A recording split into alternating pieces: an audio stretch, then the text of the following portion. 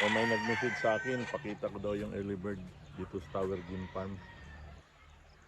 So yung bagong harvest namin, naka-cord na siya, bagong tunos ni Paring Adol.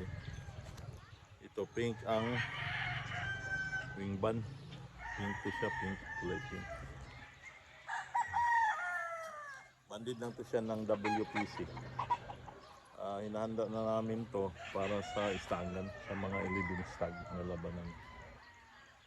Yan, pulang mukha, wapo. May palo din. Ayan siya, nasa mga 150 to piraso. So wala pang pumili dito. Titingnan natin kung maayos ba.